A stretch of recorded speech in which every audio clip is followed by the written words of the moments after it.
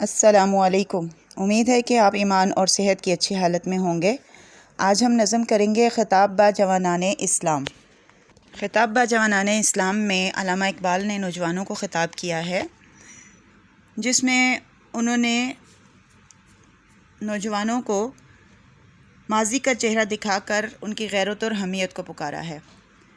شعر نمبر 1 ہے: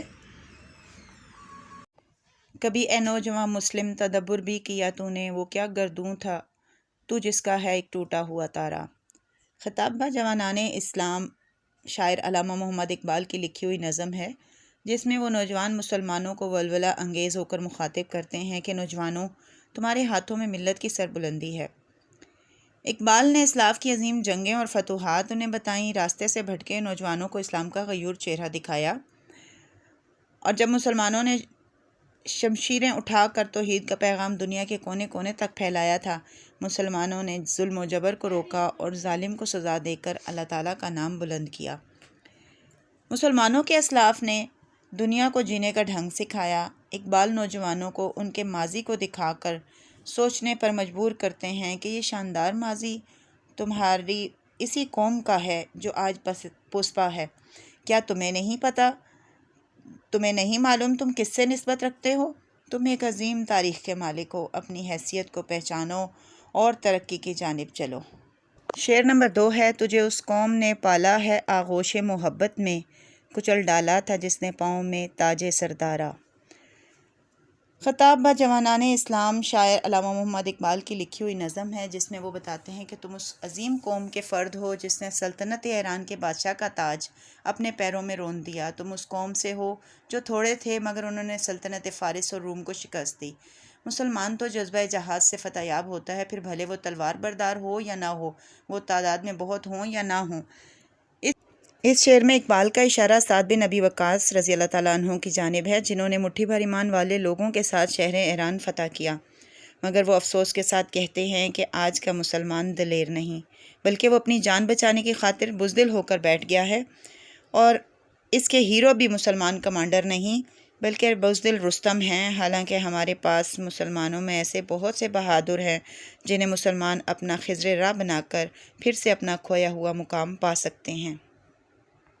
شعر نمبر 3 ہے: تمدن آفریں خلائق آئینے جہاں داری، وہ صحرائے عرب یعنی شتربانوں کا گہوارہ۔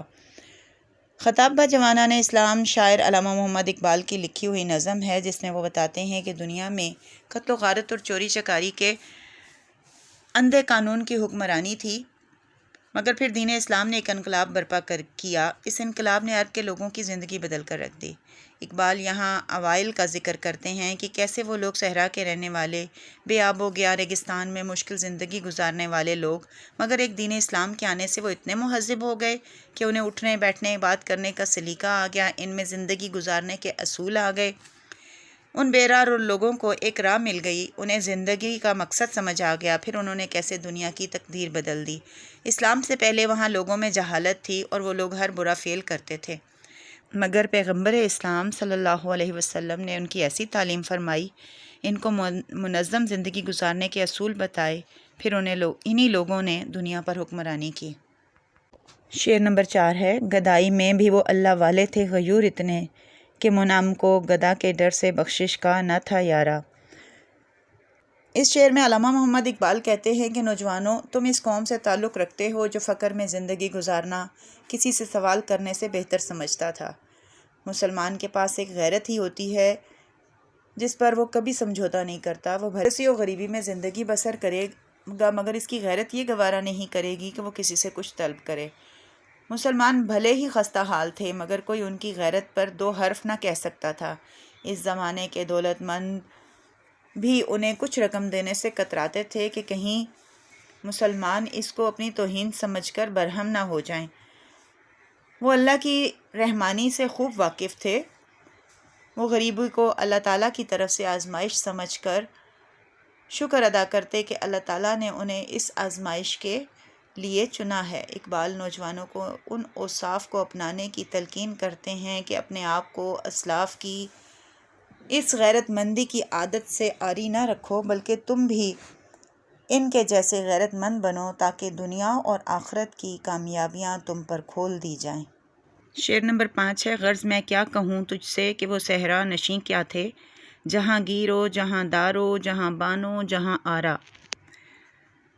شاعر علامہ محمد اقبال کہتے ہیں کہ میں تم کو کیا بتاؤں ان لوگوں کے بارے میں، ان لوگوں کی صفات کے بارے میں کہ وہ ایک طرف دنیا کو فتح کر رہے تھے اور فتح کیے ہوئے علاقوں پر اور عوام کے دلوں پر حکومت کر رہے تھے، تو دوسری طرف وہ دنیا اور انسانیت کے محافظ اور نگہبان تھے، اور وہی اس دنیا کو آراستہ کر رہے تھے اور دنیا کو ترقی کی نئی بلندیوں تک لے جا رہے تھے۔